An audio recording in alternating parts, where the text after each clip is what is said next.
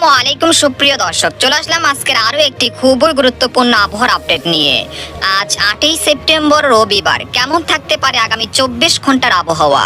বাংলাদেশ থেকে শুরু করে ভারতের আসাম, মেঘালয় এবং উত্তর থেকে দক্ষিণবঙ্গ ও ত্রিপুরা রাজ্যে আগামী 24 থেকে 48 ঘন্টার মধ্যে যেসব জেলাগুলোতে ভারী থেকে অতি ভারী বৃষ্টিপাত হতে পারে।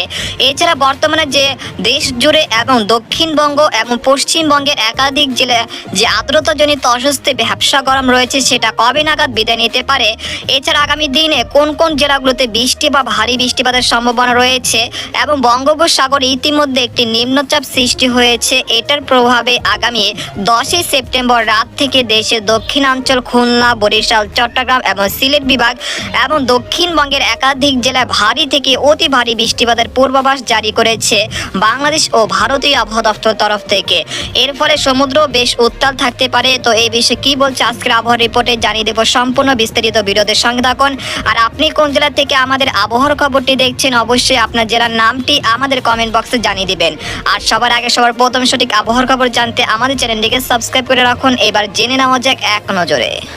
বন্ধুরা, বরাবরের মতো আমরা আজও বায়ু মোডে চলে আসলাম। এখান থেকে আপনাদেরকে আবারও ধারণা দেওয়ার চেষ্টা করব। আমরা দেখতে পাচ্ছি যে বর্তমানে এই মুহূর্তে বঙ্গোপসাগর একটি লঘুচাপ অবস্থান করছে, যেটা পরবর্তী 24 ঘন্টার মধ্যে নিম্নচাপে রূপ নিতে পারে এবং এর প্রতি ঘন্টায় গতি থাকতে পারে ঘন্টায় 40 থেকে 45 কিলোমিটার। আর এটি ভারতের উড়িষ্যা থেকে দক্ষিণবঙ্গের বেশ কয়েকটি জেলায় আঘাত আনতে পারে।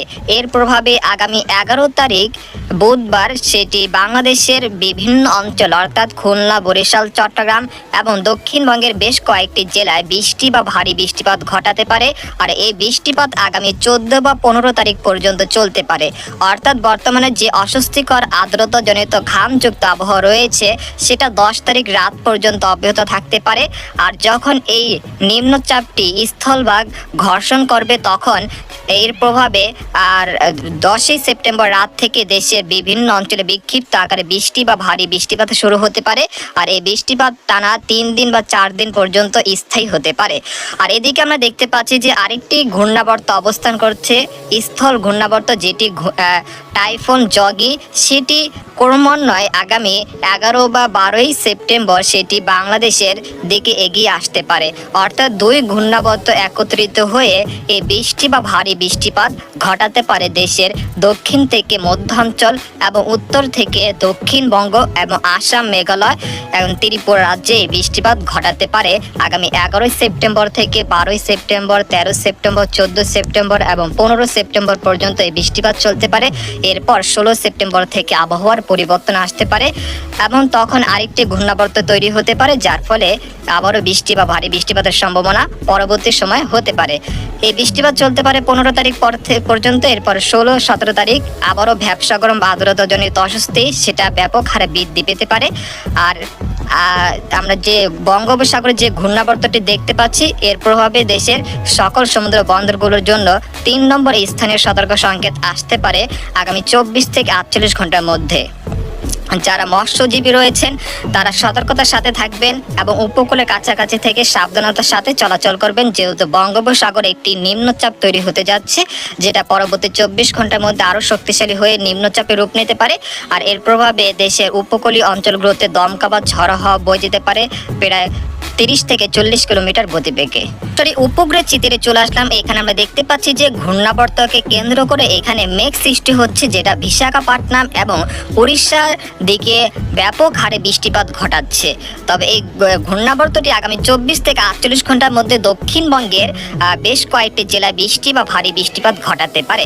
অর্থাৎ 10ই সেপ্টেম্বর রাত থেকে খড়গপুর, কলাঘাট, কলকাতা, আরামবাগ, চন্দননগর, তারপর হচ্ছে গঙ্গাসাগর, হলদিবাড়ি, তারপর রয়েছে পানপুরুলিয়া, পুরুলিয়া, দুর্গাপুর, পূর্ব ও পশ্চিম মেদিনীপুর, তারপর রয়েছে উত্তর ও দক্ষিণ 24 পরগনা। এই অঞ্চলগুলোতে বৃষ্টি বা ভারী বৃষ্টিপাত শুরু হয়ে যেতে পারে আগামী 10ই সেপ্টেম্বর রাত থেকে। আর সেই সাথে দক্ষিণাঞ্চল খুলনা, সাতক্ষীরা, শ্যামনগর, যশোর, লোহাগাড়া, মাঠবাড়িয়া, খেপুপাড়া, পটুয়াখালী, জয়নগর, তারপর রয়েছে মিরহাজিগঞ্জ, চরফেশন, হাতিয়া, লালমোহন, বুরহুদ্দিন। এখানে রয়েছে কুতুবদিয়া, মহেশখালী, টেকনাফ, তারপর রয়েছে খাগড়াছড়ি, মানিকছড়ি, রাঙ্গামাটি, রাজস্থলী, বিলাইছড়ি, তারপর হাটহাজারী, নোয়াখালী, ফেনী, তারপর রয়েছে কুমিল্লা, ব্রাহ্মণবাড়িয়া, মৌলভীবাজার, সিলেট, সুনামগঞ্জ, জৈন্তাপুর, কানাইঘাট, তারপর হচ্ছে মৌলভীবাজার, তারপর হচ্ছে কোলাউড়া, বারলেখা, চাকুরিয়া। এই অঞ্চলগুলোতে বৃষ্টি বা ভারী বৃষ্টিপাত শুরু হয়ে যেতে পারে আগামী 10ই সেপ্টেম্বর রাত থেকে। অর্থাৎ আমরা এই মুহূর্তে কোন কোন জেলাগুলোতে বৃষ্টিপাত হতে পারে সেটা আপনাদেরকে দেখিয়ে দিচ্ছি। তার পরবর্তী সময় আপনাদেরকে বৃষ্টি বা বজ্র বৃষ্টি মোড়ে নিয়ে আপনাদেরকে ওইখান থেকে দেখিয়ে দিব। আমরা দেখতে পাচ্ছি যে এই মুহূর্তে রাজশাহী, ময়মনসিংহ, ঢাকা, তারপর সিলেট, চট্টগ্রাম বিভাগের বেশ কয়েকটি অঞ্চলের আকাশ প্রায় পরিষ্কার রয়েছে। এক কথায় বলা যায় যে রোদে ঝলমলে আকাশ রয়েছে, সেই সাথে অস্বস্তিকর ঘামযুক্ত আবহাওয়া সেটা বজায় রয়েছে। তবে দেশের উপকূলে দুই এক স্থানে বিক্ষিপ্ত আকারে স্বল্প স্থায়ী বৃষ্টিপাত হতে দেখা যাচ্ছে। যেমন দেখা যাচ্ছে যে আমরা পাথরঘাটা, খেপুপাড়া, মিরহাজিগঞ্জ, তারপর হচ্ছে মংলা, শ্যামনগর, বাগেরহাট এই অঞ্চলে দুই এক স্থানে খুব সামান্য বৃষ্টিপাত হতে দেখা যাচ্ছে বা আকাশ আংশিক মেঘলা রয়েছে, এরকম পরিস্থিতি দেখা যাচ্ছে। তবে তেমন বৃষ্টি বা ভারী বৃষ্টিপাতের সম্ভাবনা নেই, তবে হলেও 10 থেকে 20 মিনিট পর্যন্ত স্থায়ী হতে পারে বৃষ্টিপাত। তবে এরপরে আবহাওয়া আকাশ পরিষ্কার হয়ে যেতে পারে এবং ঘামযুক্ত আবহাওয়া সেটা অব্যাহত থাকতে পারে। আমরা যেটা বলেছিলাম যে শুরুতে, এই আবহাওয়া পরিস্থিতি আগামী 9 সেপ্টেম্বর পর্যন্ত থাকতে পারে। এরপর 10ই সেপ্টেম্বর দুপুর বা বিকেল থেকে আবহাওয়ার পরিস্থিতি সেটা পরিবর্তন আসতে পারে। এরপর মেঘের আনাগোনা বৃদ্ধি পেতে পারে। তার পরবর্তী সময় বৃষ্টি বা বজ্র বৃষ্টি বা ঝড় হওয়া, দমকা হওয়া এরকম পরিস্থিতি সৃষ্টি হতে পারে 10ই সেপ্টেম্বর রাত থেকে। এর পরবর্তী সময় অর্থাৎ 11, 12, 13 সেপ্টেম্বর এই সময়গুলোতে বৃষ্টি বা ভারী বৃষ্টিপাত থাকতে পারে এবং অধিকাংশ সময় আকাশ আংশিক মেঘলা থেকে মেঘলা থাকতে পারে এবং যে আর্দ্রতাজনিত অস্বস্তি রয়েছে সেটা অনেকটাই দূর হয়ে যেতে পারে এবং একটি শীতল পরিস্থিতি দেশ জুড়ে এবং দক্ষিণবঙ্গ এবং পশ্চিমবঙ্গ, আসাম, মেঘালয় এই জেলা বা এই দেশগুলোতে এরকম পরিস্থিতি সৃষ্টি হতে পারে।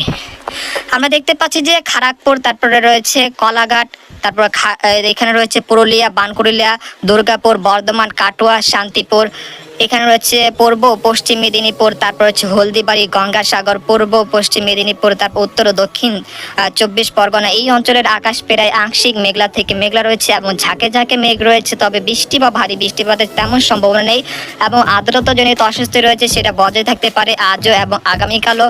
এরপর আমরা দেখতে পাচ্ছি যে দেশের উত্তর অঞ্চল রংপুর, দিনাজপুর, তারপর হচ্ছে ঠাকুরগাঁও, পীরগঞ্জ, তারপরে দেবীগঞ্জ, পঞ্চগড়, জলঢাকা, রংপুর, লালমনিরহাট, কুড়িগ্রাম, চিলমারি, পীরগঞ্জ এই অঞ্চলে দুই এক স্থানে বিক্ষিপ্ত আকারে বৃষ্টি বা হালকা মাঝারি বৃষ্টিপাত হতে পারে আজ দুপুর থেকে রাতের মধ্যে।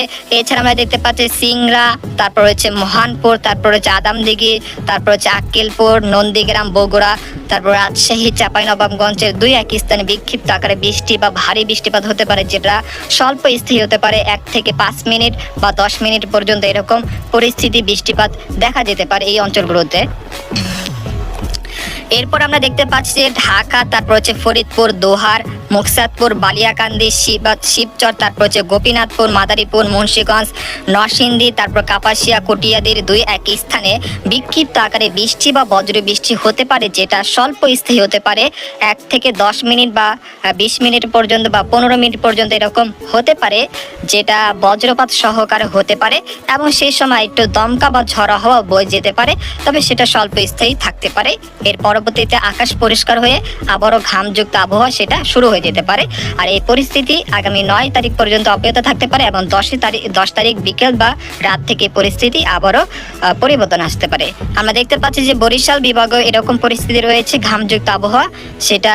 তবে দুই এক স্থানে বিক্ষিপ্ত আকারে বৃষ্টি বা বজ্র বৃষ্টি হতে পারে আজ দুপুর থেকে রাতের মধ্যে মিরহাজিগঞ্জ, জয়নগর, কাউখালী এই অঞ্চলে দুই এক স্থানে বিক্ষিপ্ত আকারে বৃষ্টি বা বজ্র বৃষ্টি হতে পারে।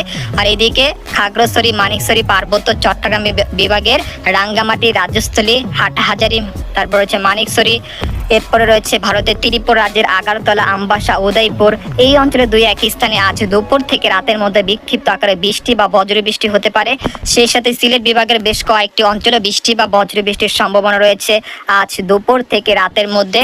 এছাড়া আমরা দেখতে পাচ্ছি যে উত্তরবঙ্গে আলিপুরদুয়ার, কোচবিহারে দুই এক স্থানে বিক্ষিপ্ত আকারে বৃষ্টি বা বজ্র বৃষ্টি হতে পারে। এছাড়া তেমন বৃষ্টি বা ভারী বৃষ্টিপাতের সম্ভাবনা নেই। আর যে পরিস্থিতি রয়েছে সেটা আগামীকালও এরকম পরিস্থিতি থাকতে পারে। দুই এক স্থানে বিক্ষিপ্ত আকারে বৃষ্টি বা বজ্র বৃষ্টি হয়ে আকাশ পরিষ্কার হয়ে আবারও ঘামযুক্ত আবহাওয়া পরিস্থিতির সৃষ্টি হতে পারে।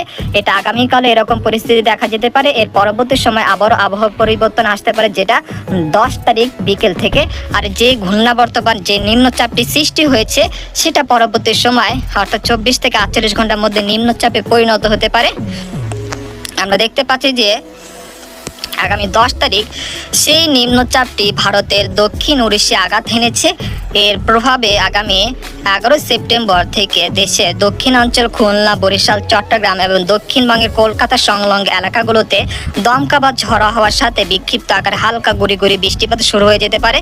এর পরবর্তী সময় আমরা দেখতে পাচ্ছি যে 12-13 সেপ্টেম্বর বেশি ভারী বৃষ্টিপাতের পূর্বাভাস রয়েছে। দেশের দক্ষিণাঞ্চল এবং মধ্যাঞ্চল এবং উত্তরবঙ্গ, আসাম, মেঘালয় এই অঞ্চলগুলোতে ভারী বৃষ্টিপাতের সম্ভাবনা রয়েছে 12 এবং 13 সেপ্টেম্বর। এরপর 14 সেপ্টেম্বরও বৃষ্টিপাতের সম্ভাবনা রয়েছে, যেটা উত্তরাঞ্চল, রংপুর, তারপর আলিপুরদুয়ার, কোচবিহার, জলপাইগুড়ি এই অঞ্চলগুলোতে বৃষ্টি বা ভারী বৃষ্টিপাতের সম্ভাবনা রয়েছে। এরপর আমরা দেখতে পাচ্ছি যে আগামী 16 তারিখ থেকে আবহাওয়ার পরিবর্তন আসতে পারে এবং 17 তারিখ থেকে বৃষ্টি বা বজ্র বৃষ্টির প্রবণতা একেবারে হ্রাস পেতে পারে। তো এই ছিল একটি খবর। তো আজকের মধ্যে এখানে বিদায় নিলাম, দেখা হবে পরের একটি ভিডিওতে। সেই পর্যন্ত আমাদের সাথে থাকুন, ধন্যবাদ।